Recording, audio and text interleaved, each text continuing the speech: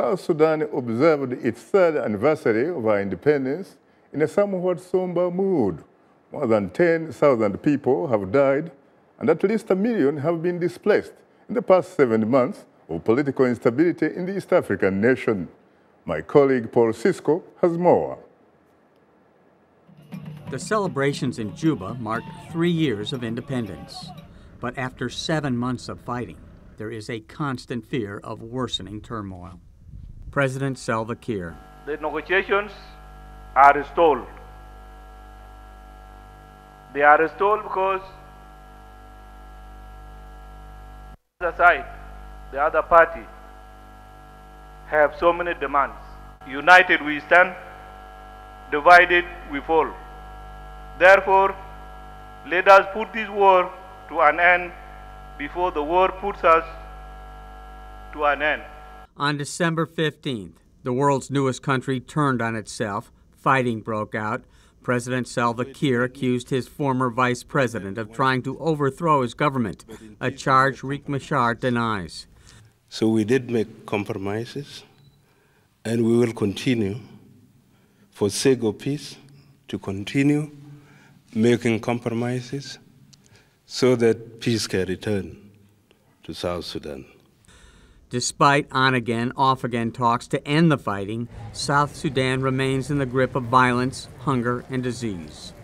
In the nation of about 10 million people, 1.5 million people have been displaced.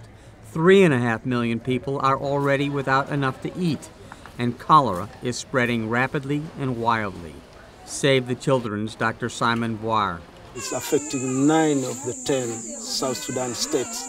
So it's really spreading rapidly and affecting a lot of populations, and that's why it's very, very urgent that people come in to support to prevent further deaths and unnecessary suffering. When you look at the skin, when you pinch it, it goes down slowly, so that indicates that the child is very dehydrated. Josephine has lost 2 of her 4 children to cholera. If that child with severe dehydration didn't receive the care that is needed, that child could have died, within a very few hours. Health worker Will Robertson. At the moment, there have been, since the outbreak, over 3,200 cases in South Sudan. The majority of the cases have been in Juba. And we've been able to manage this outbreak reasonably well so that the numbers have decreased. But the problem is there are many more cases popping up in other locations. Food insecurity is critical across the nation.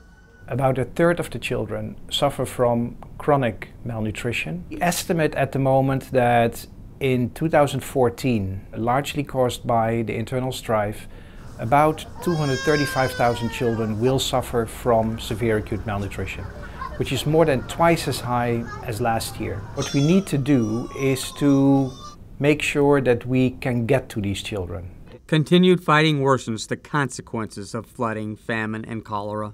Aid workers say bringing medicine, food, and care to those that need it most is made difficult by the political turmoil that brought about the crisis in the first place. Paul Sisco, VOA News.